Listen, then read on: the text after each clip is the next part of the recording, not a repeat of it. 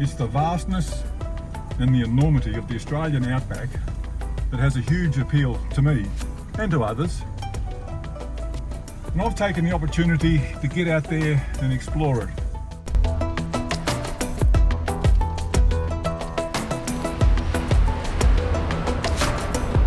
Many of my adventures I do on foot, but not alone. I always have some special friends with me, the four-legged kind. Their capabilities and their steadfast loyalty support me in all my solo long-distance journeys.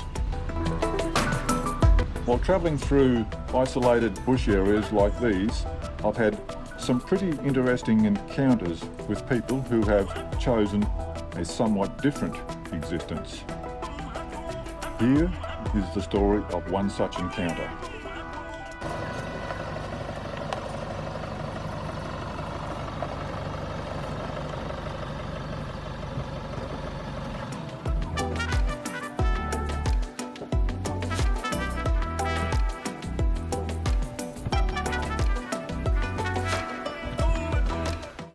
Well, here we are. I've come out here to meet a couple of fellas, a couple of blokes that have they've taken on a pretty massive challenge. It's been a lifelong challenge for them. Most blokes would have given up, walked away and gone on a job, but these blokes, it's a bit of a lifestyle thing, and they've hung in here, and we're about to see what they've done here over the years.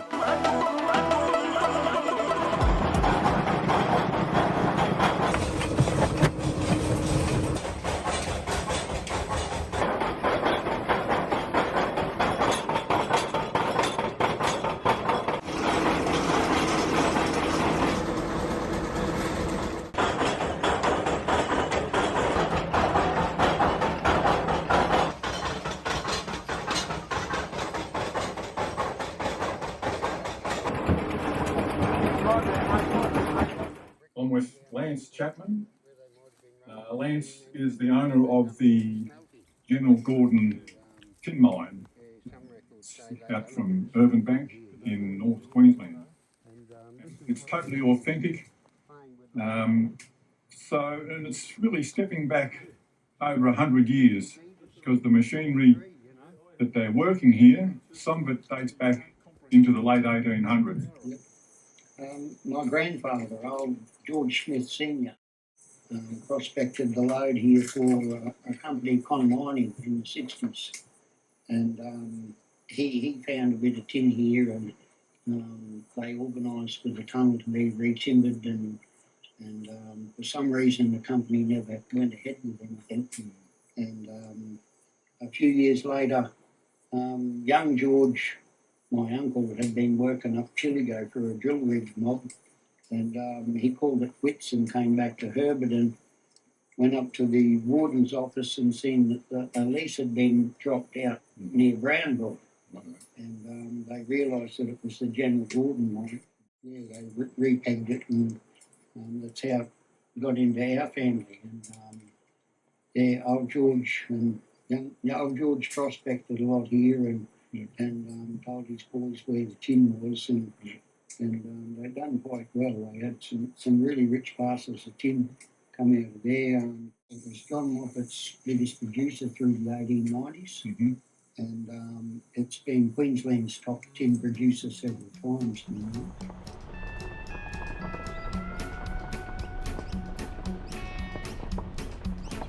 This is Irvanbank, the former mining and tin smelting town established in 1882, then known as Gibbs Creek. It was the mining magnate John Moffat who saw it as the ideal location for his rapidly developing mining interest and renamed it after his Scottish birthplace. Much of the town and mining relics are heritage listed. This was Moffat's house and the base of his mining empire for 30 years. Lance's General Gordon mine in 1886 was one of his main tin producers. New townships grew as he expanded into copper, silver, tungsten, lead and coal, invested in the timber industry and maize growing, also patenting a shearing machine. The house is now a museum to this great man's contribution to the growth and wealth of Queensland.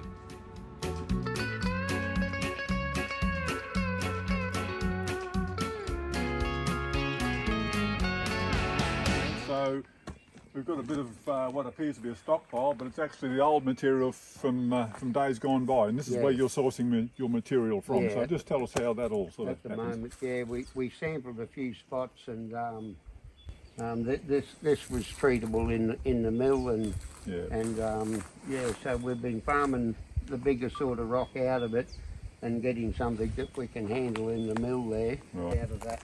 Righto, so break down in the jaw crusher. looking at that there now, what's a better piece? Just point one out. These bluey type ones. Okay. It's got a bit of a bug in it, you know. There's a bit of a hollow in there with a bit of quartz, and so that means it'll break up a bit easier. Quite buggy, yeah. It'll break pretty easy in the jaw crusher. A lot of quartz and crystally looking stuff there. Yep. And most if it's buggy like that, or if it's Before the quarried rock is milled, Lance performs a sampling test. Taking a handful of coarse dirt from the site, he puts it onto a shovel, then repeatedly rinses, grinds and pans the material. It's an old method.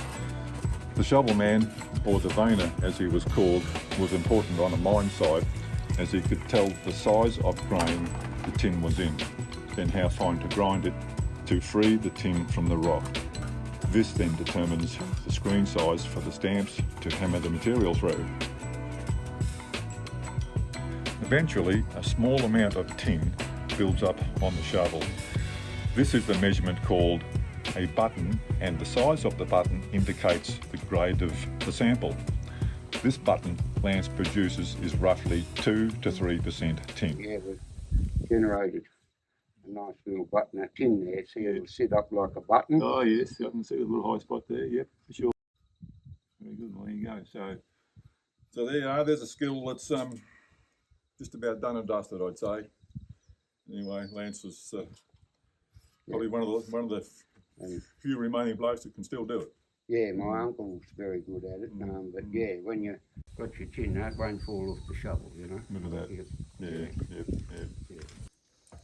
When George Smith and his father, George Sr., began actual mining here in 1978, now having secured the lease, the crushed ore had to be transported to Irvanbank for milling.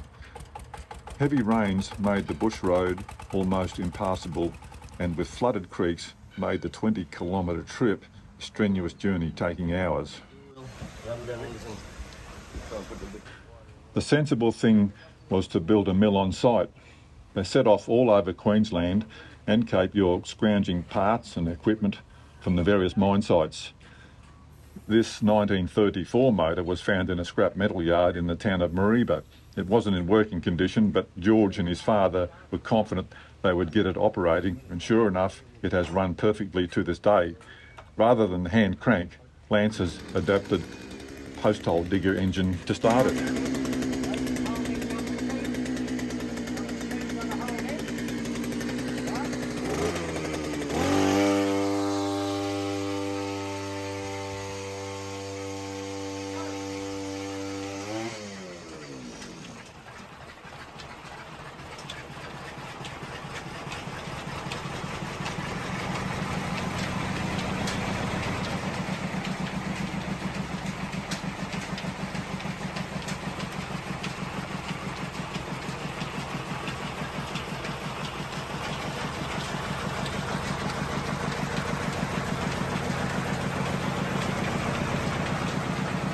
The set of 5 stamps, the huge hammers that crushed the rock, called the Maiden 5, were found at the Kidston goldfield southwest of Cairns and transported the 450 kilometres back to the site.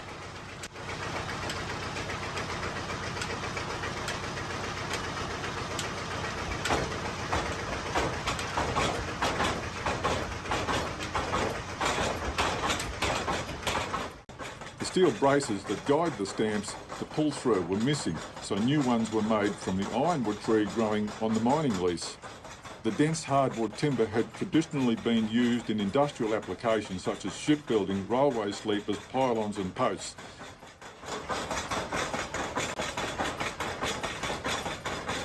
This machine is another early 1930s motor, also scavenged from the Mareeba scrap merchant. The two Georges spent weeks stripping down, replacing parts and rebuilding it. It displays a few quirks, but Lance maintained that's its personality. It operates both the conveyor belt that moves the crushed ore to the next stage and this machine, the jaw crusher. This is the start of the milling. The rock comes from the quarry and into this hopper, the bin, and is fed, or in this case, shoved down into the jaws, crushing football-sized rocks into a 40 to 70 millimetre gravel.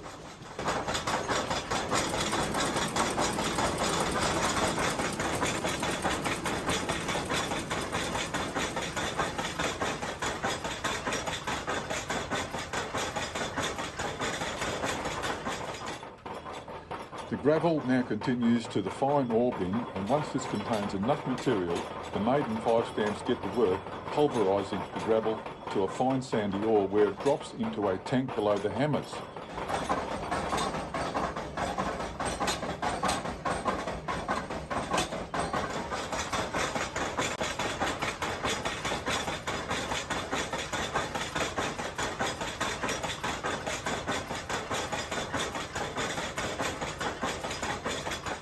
Carried by water pumped from the dam, the fine ore now flows from the tank down onto this table called a Wolfley table, developed and manufactured in Australia and designed 140 years ago. The table uses gravity separation to produce 2 grades of tin.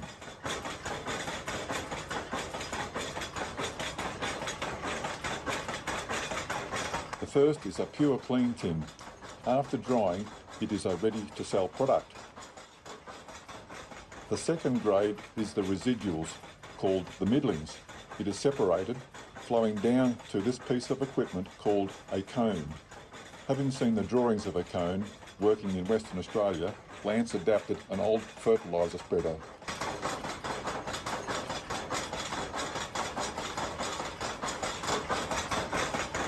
It just needs to rotate very slowly, be at the right angle and flushed with more water.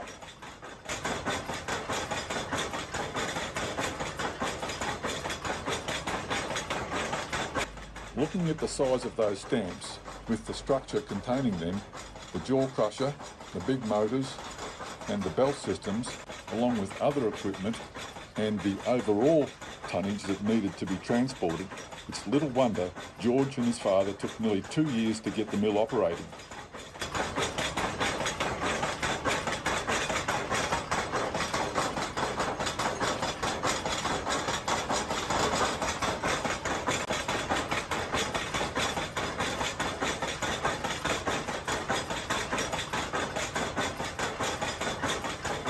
The comb is scavenging what is called slimes tin from the middlings.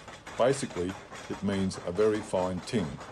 This simple device will produce another 10 to 15 kilograms a day, and at current per kilo tin prices brings in a good bonus.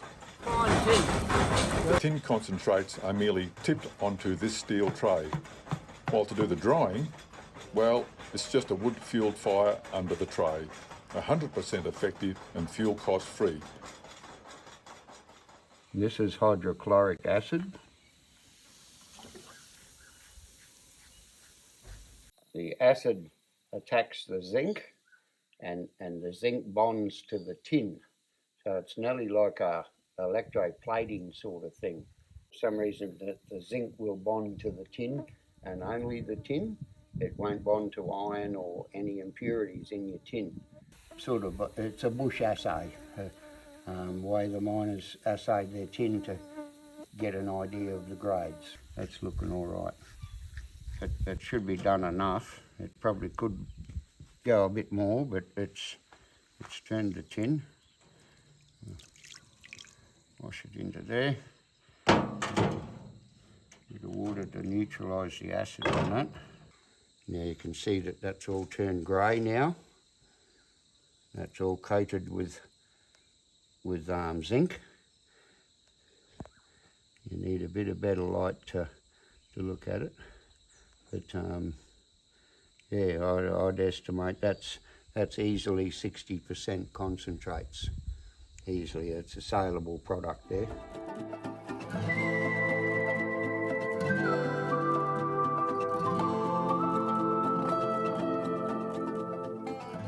On the opposite side of the dam, about half a kilometre away from the mill, is the house Lance built for his wife and their 2 young children. They lived here for 15 years. We raised pigs here, and we had chooks and ducks, and all the gardens. We had big gardens here and a lot of fruit trees, and it wasn't till the kids started getting to high school age. The schooling was a lot of work. With grade 8, they had to do all the subjects, and that was a big load on Teresa. So the eldest daughter went to MSB in Herberton, and we stayed on here for a while. We actually rented in town for 12 months to get her settled in there, and then we came back here, and then young Reese got to school age, and he went down to St Augustine's in Cairns, boarding down there. Yeah, they struggled a little bit socially, but academically they were fine at the schools, and it was with him being in Cairns and our youngest daughter getting to high school age too. That's when we moved from here to Silver Valley. Yeah, okay. And got a bit closer to town for him to come home on the weekends. Lance has brought us up to the top here at the open cut, and this is where it all began back in 18 whatever it was. Lance will perhaps clarify that one. Around 1886. 1886. So just to explain how this all sort of came about, this hole in the ground, Lance. Well, they'd come out here and they'd found rich specimens of tin and rich tin in the creeks, and they knew there was a big lode here somewhere. Yeah. And it was 2 years it took them to actually prospecting out here to actually find the lode. And it wasn't until they burnt the hill off and came up and started prospecting that they actually found where the lode was. Yep. And it was mainly buried. And it took them quite a while to uncover it. Yeah. And when they uncovered it, they found it was from 8 to 18 feet wide and probably 60 odd feet long, and was a big ore body of rich tin. And they started work on it here, and they would have been winching it up with a windlass and a bucket. Yeah. So did this happen before John Moffat knew about it? No. John Moffat. It was his prospector, Edward Giblet. Very good. That found it. Yep. And and Moffat employed 18 men to uncover the lode and then to put the first tunnel in, because they got down and it was getting beyond windlass depth, so they couldn't hand winch it up. So they put a access tunnel in, and they would have had some staging in here to work off, and then it kept going down. And so then they put another tunnel in down further and came in, and they found that the main ore body had broken into a series of pipes. Yep. And then they followed some of these pipe ore bodies down, and then my uncles put another level in down at creek level to get below it and work it from underneath. So it's still going, still producing tin. Yep. And so you mentioned before that this tin mine's actually the longest running tin mine in the Irvine mining district. Yes. There's none that's started so early and still continues to this day on the same site. That's correct. Yes. The longest producing mine on the field. Okay, so Lance has brought us in here now. We're about to enter into the underground section of the General Gordon mine. We've got the old trolley rails running through here, but anyway, I'll hand it over to Lance to explain from here on when it was retimbered and so forth. This was retimbered approximately 1967. Old Brian Perks from Irvine and little Darcy Owens was his offsider, and they retimbered this section of the drive. I think it had been white-handed out, and they done a beautiful job timbering. It's all quite safe to enter. And it's good, very good workmanship. Yeah, very good.